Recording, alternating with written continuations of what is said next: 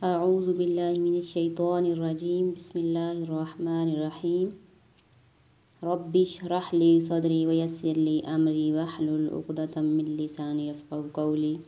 अस्सलामु अलैकुम वरहमतुल्लाहि वबरकातुहू। कैसे हैं नाज़रीन, उम्मीद है जहाँ होंगे आप खैर आफियत से होंगे। काफ़ी दिन से मैंने कायदे के सबक की वीडियो नहीं बनाई थी। आज हम सबक की वीडियो बनाते हैं, लेकिन उससे पहले मैं आपसे 3 से 4 ऐसे तरीके शेयर करना चाहूँगी बच्चों के पढ़ाने के मामले में। इससे पहले कमज़ोर बच्चों की बात हुई थी, लेकिन एक वो बच्चे होते हैं जो बहुत कमज़ोर होते हैं, बहुत ही ज़्यादा कह लिया जाए तो बेहतर रहेगा कि बहुत ही ज़्यादा कमज़ोर होते हैं जो बच्चे जो बहुत ज़्यादा टाइम लेते हैं पढ़ने में। उनके लिए 3 से 4 ऐसे तरीके हैं जो जानकर शायद आपको यकीन नहीं आएगा, लेकिन मेरा अपना एक ज़ाती तजर्बा है। उस बुनियाद पे आप भी ट्राई करके ज़रूर देखिएगा, शायद हो सकता है आपको भी कामयाबी ज़रूर मिले। मैंने एक बच्चों के रिसाले में बहुत अरसा पहले एक बात लिखी पढ़ी थी। अल्लाह बेहतर जानता है वो सही थी या गलत थी, ये मैं नहीं जानती, लेकिन उस बुनियाद पे एक थोड़ा सा मैं लेके चली थी उस चीज़ को कि बच्चा जो है अनजाने में की गई गलतियों की सज़ा ज़्यादा सख्त होती है। और बच्चे जो होते हैं मासूम होते हैं, लेकिन बच्चा जो गिरता है वो किस बुनियाद पे गिरता है कि वो अनजाने में मुंह से कुछ ना कुछ ऐसे गलत बात गालियाँ वगैरह निकाल देता है। इस वजह से बच्चों को चोट आती है। ये मैं नहीं जानती, अल्लाह बेहतर जानता है ये बात सही है या गलत है।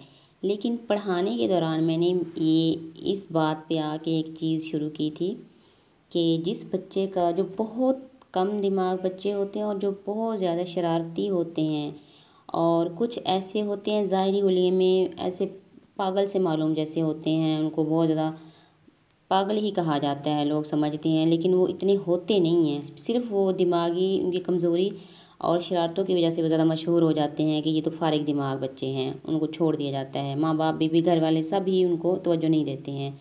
इस तरह के बच्चों के लिए अगर आप उनको पढ़ा रहे हैं, पढ़ाने के साथ साथ जैसे हम अक्सर पढ़ते हैं कि हम कोई गलती करते हैं तो हमारे दिल पर एक छोटा सा डॉट स्याह रंग का लग जाता है। हम गलतियाँ करते जाते हैं तो हमारा दिल एक दिन स्याह हो जाता है, जो हमारा अच्छे काम करने को दिल नहीं करता है। यहाँ पर आकर एक मैंने भी थोड़ा सा तजर्बा किया है कि एक बच्चे जो शरारती होते हैं, जो बहुत कम दिमाग होते हैं, उन बच्चों के अंदर शरारतों की वजह से बहुत ज़्यादा उनको समझ नहीं होती है, मुंह से वो कुछ ना कुछ ऐसा निकालते रहते हैं गलत बातें। तो उनको पढ़ाने के दौरान मैंने ये शुरू किया था कि एक तस्बीह डेली इस्तग़फ़ार की करवाना लाजमी। उन बच्चों को ऐसे ही मैं समझती हूँ कि उन बच्चों के दिमाग और ज़बान भी उन पे भी एक तरह से गिरा लग जाती है। उनके दिमाग और ज़बान के दिल के गिरा खोलने के लिए कुरान पाक पढ़ने के मामले में आप उनको इस तरीके से समझाएं कि आपने डेली एक तस्बीह, चाहे कोई बड़ा हो, चाहे कोई बड़ी लड़की हो, लड़का हो, बच्चे हों, कोई भी हो, इस जो नहीं चल पा रहे होते हैं उनको एक तस्बीह लाजमी डेली इस्तग़फ़ार की पढ़ने का कहें।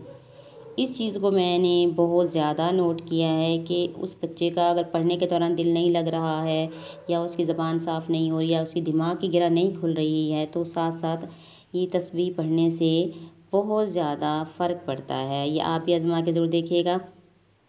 इस तरह एक बच्चा बचपन ही से आदी हो जाता है इस्तग़फ़ार की एक तस्बीह का। मैं तो फिर आगे भी लेके चलती हूँ, 3 तस्बीहात पूरा करवाती हूँ। तकरीबन महीने बाद 6 माह बाद जो है एक तस्बीह का आदी बना के फिर दुरूद पाक की एक तस्बीह, फिर कलमा तय्यब की एक तस्बीह, ये 3 तस्बीहों का आदी लाज़मी बनाती हूँ। लेकिन स्टार्ट में आपने तीनों तस्बीहात नहीं बतानी है, सिर्फ एक को रखना है, चाहे साल 2 साल जितना भी हो, टाइम ज़्यादा अरसा लगेगा बच्चे को पढ़ाने में। आपने एक तस्बीह इस्तग़फ़ार की लाज़मी करवानी है, और अपने पास आपके पास जब हाजिर होता है बच्चा, उस वक्त भी आप डेली 10 बार 20 बार बच्चे को कहें कि वो इस्तग़फ़ार करे। ये एक रूटीन में शामिल करना है इस तरीके से। दूसरी बात, बच्चे के अंदर पाकीज़गी, इस चीज़ को बहुत ज़्यादा नोट करना है। ये चीज़ भी बच्चे के दिमाग और दिल और ज़बान को बहुत ज़्यादा बांध देती है एक तरह से। नापाकी भी, बच्चे की पाकीज़गी लाजमी उस चीज़ का पता होना चाहिए, वो वज़ू करता है या नहीं करता। अभी भी ऐसे लोग हैं दुनिया में, बच्चे और बड़े हैं, मेरी अपनी आंखों के सामने गुजरे हैं, बड़ी बड़ी लड़कियां भी, कि जूता पहने बगैर वाशरूम में जाना। और उनका दिमाग इस तरह की लड़कियों का या बच्चों का, लड़कों का, कोई भी बच्चे जैसे आते हैं हमारे पास छोटे बच्चे, इस तरह के बंदों का दिमाग जो है बहुत ज़्यादा एक तरह से गिरा लग जाती है, उसको खोलने के लिए बहुत मेहनत करना पड़ती है। तो उनमें ये तमाम आदाब जो है पाकीज़गी के वो भी सिखाए जाएँ, उनको वज़ू का तरीका लाजमी सिखाया जाए, उनका चेक किया जाए बाकायदा। और अगर आप समझें कि हम ओवरऑल एक पूरी क्लास को एक बार वज़ू का तरीका अपने इशारों से समझा देंगे तो ये बात गलत है, कभी भी बच्चे को समझ नहीं आती है। हमेशा हर बच्चे को एक एक पॉइंट देकर, जैसे मैंने तस्बीहात का बताया ऐसे ही पहले एक दिन आपने हाथ धोने का तरीका बताना है, दूसरे दिन फिर आपने कुल्ली करने का, फिर नाक, फिर उसके बाद अपने चेहरा धोना, फिर बाजू, ऐसे मसा करना। एक एक चीज़ को एक एक हफ़्ता लेके डेली उन बच्चों से पूछना, किसी भी बच्चे से पूछ लेना। इस तरीके पे वज़ू का तरीका लाजमी सिखाएं, एकदम से सिखाएंगे छोटे बच्चों को कभी समझ नहीं आती है। तो ये पाकी और नापाकी का जो मसला होता है छोटे बच्चों में बहुत ज़्यादा, जो नहीं पढ़ पा रहे थे वो तो वह ख़ास तौर पे इस चीज़ को नहीं वो करते हैं, तवज्जो देते हैं। जहाँ पे दिल आए उनका बैठ जाना, कपड़ों का ख्याल नहीं करना, ये चीज़ छोटे बच्चों से बचपन ही से कंट्रोल करना पड़ती है। और अक्सर घरों में तो पता ही नहीं होता इस चीज़ का, माएँ बच्चों को करवाती नहीं हैं। तो एक उस्ताद के पास अगर बच्चा आ रहा है पढ़ने के लिए, वो नहीं पढ़ पा रहा है, तो उसके लिए ये भी एक बहुत अहम पॉइंट है, आप ज़रूर नोट करके इस चीज़ को दूर करने की कोशिश करनी है। तीसरी सबसे एक और अहम बात, यहाँ पर मैं आपको एक मिसाल भी देती हूँ। मेरे पास 2 फैमिलीज़ में से 2 बहनें पढ़ने के लिए आईं। उनमें से एक का दिमाग अच्छा था, एक का नहीं अच्छा था, इसी तरह था दोनों तरफ। एक फैमिली में से एक बड़ी बहन का दिमाग अच्छा था, दूसरी में से छोटी बहन का दिमाग अच्छा था। वो एक घर में से एक लड़की जल्दी पढ़ गई, दूसरी में से दूसरी, लेकिन दोनों तरफ एक एक लड़की रह गई। अब जो अच्छे दिमाग की लड़कियां थी वो मुकम्मल करके जल्दी चली गईं, लेकिन जो कम दिमाग की लड़कियां थी वो उन्होंने तकरीबन 4 साल बाद, उन बहनों की निस्बत 4 साल बाद मुकम्मल किया था। यानी कि उनका दिमाग इतना कम था। अब आप खुद सोचें कितना दिमाग कम था कि उनकी निस्बत छोटी की निस्बत बड़ी का और बड़ी की निस्बत छोटी का दिमाग इतना कम था कि उन्होंने आगे टाइम 3 से 4 साल ज़्यादा लिए हैं। अब इतने कम दिमाग बच्चों के लिए एक आपको एक बहुत अहम बात ये ज़रूर बताऊंगी कि आपने उनको सबक के दौरान, कुरान पाक पढ़ाने के दौरान और किसी चीज़ का सबक नहीं देना। मैंने उनको सबक किसी चीज़ का नहीं दिया था क्योंकि उनका दिमाग इतना कम था कि तकरीबन उन्होंने 15 से 16 पारों तक टाइम लिया था, फिर जाकर वो लफ्ज़ बनाना शुरू किया था उन्होंने। जब उन्होंने लफ्ज़ बनाना शुरू कर दिया ये 15 से 16 पारों तक, फिर मैंने साथ उनको नमाज का और कलमे वगैरह हो गए, दुआएं वगैरह हो गई, एक एक लफ्ज़ देकर याद करवाई थी। तो इतने कम दिमाग बच्चों को अगर हम कुरान पाक भी पढ़ाएं, दुआएं भी पढ़ाएं, इसके अलावा कलमे का सबक भी शुरू कर दें, नमाज का भी शुरू कर दें, या और भी मसाइल को जैसे होते हैं जो याद कराने वाली चीज़ें होती हैं वो शुरू कर दें, तो वो बच्चा कभी भी नहीं, वो मिसाल ऐसे बन जाती है जैसे एक गिलास में एक जग भरा हो पानी का डालने की कोशिश करें, जो जग की जितनी गिलास की जितनी लिमिट है वो भर जाएगा, बाकी सारा पानी साइडों पे गिर ही जाएगा। तो यही मिसाल हो जाती है। बच्चे को फिर हम सबक के दौरान वो साथ करवाएंगे तो वो कभी भी उसको याद नहीं होता है। अल्हम्दुलिल्लाह मैंने इस तरीके पे किया था कि 15-16 पारों तक, जब तक वो लफ्ज़ बनाना शुरू नहीं किया उन्होंने, उस वक्त तक उनको कुछ भी याद नहीं करवाया था। बेशक वो लड़कियाँ बड़ी थी, छोटी नहीं थी, लेकिन क्या है कि हमने एक वक्त में एक चीज़ पे उस बच्चे का ध्यान रखना है। उसके बाद जब वो उसको समझ जाए अच्छी तरह से, फिर उसके बाद दूसरी चीज़ को लेके चलना है। इस तरीके पे इस चीज़ को भी, ये बच्चों के दिमाग पे डिपेंड करता है कि कितने दिमाग का बच्चा है। अगर आपको इस चीज़ की समझ आती है तो उस हिसाब से लेके चलना पड़ेगा, फिर ही ये चीज़ जो है ना बच्चा कवर करता है। कुरान पाक अल्हम्दुलिल्लाह कोई ऐसा बच्चा नहीं जो ना पढ़ा हो। इस तरीके पे कम से कम दिमाग बच्चे भी पढ़े हैं। इन तरीक़ों पे अमल करके आप भी ये ज़रूर ट्राई करके देखिएगा। और एक बात और, इससे पहले भी ये बात मेरी एक वीडियो में हो चुकी है, लेकिन फिर बता रही हूँ एक बार, कि जो बच्चा ज़बर ज़ेर पेश का नाम लेकर अदा नहीं लफ्ज़ करेगा वो भी बहुत कम सबक याद कर पाता है। जैसे अभी हम सबक शुरू करते हैं, फिर मैं आपको बताती हूँ। बिस्मिल्लाहिर्रहमानिर्रहीम। वाओ ज़बर वाह, बच्चा पढ़ता है वाह ज़र वाह जल्दी से।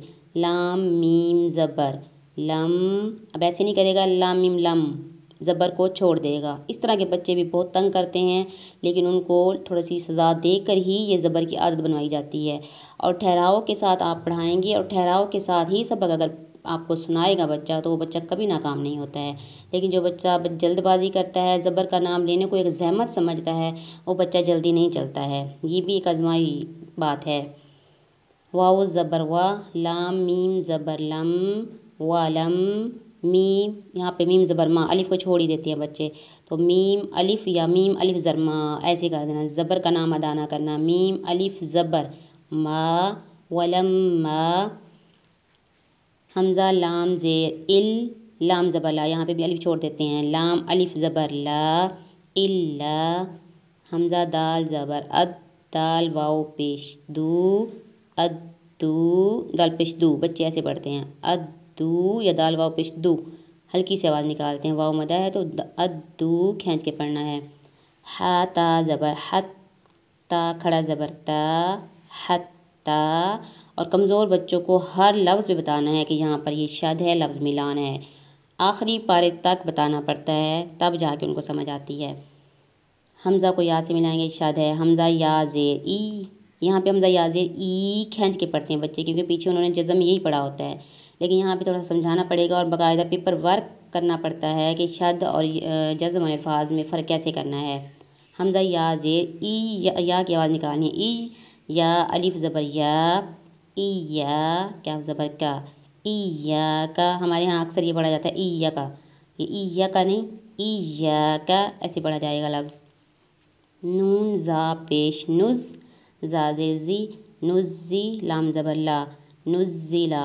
ये कुछ लोगों की आदत होती है ज़ेर में खींच के पढ़ते हैं, नुज़्ज़ीला। यहाँ पे ज़ीला नहीं। अब पढ़ी लिखी मैट्रिक तकरीबन FA की लड़कियों को ये अभी तक नहीं समझ आती है पढ़ने में कि कहाँ पे खींचना कहाँ पे नहीं। तो कहीं पे वो नुज़्ज़ीला, कहीं पे नुज़्ज़िला, इनको ये समझ नहीं होती है। तो ये बार बार बताना पड़ता है कि यहाँ पे ज़िला जल्दी से पढ़ा जाएगा। जैसे हम ज़िला की मिसाल लेते हैं, ज़िला लिया, ज़िला कोई भी जैसे हम बोलते हैं तो ज़िला की आवाज़ आएगी ऐसे, नुज़्ज़िला। ज़ीला नहीं करना है, नुज़्ज़िला। वीडियो बहुत ज़्यादा लंबी हो गई है तो सबक आगे नहीं करते हैं, यहाँ तक काफ़ी है। और जो मैंने तरीके बताए हैं उम्मीद है आपको समझ आ गई होगी। आप ज़रूर आज़मा के देखना है, दुआ में याद रखना है। ज़िंदगी रही तो इंशाल्लाह दूसरी वीडियो में और तरीके बताऊँगी। सुब्हानकल्लाहुम्मा व बिहम्दिका अशहदु अल्ला इलाहा इल्ला अंता अस्तगफिरुका व अतूबु इलैक। अस्सलामु अलैकुम व रहमतुल्लाहि व बरकातुहू।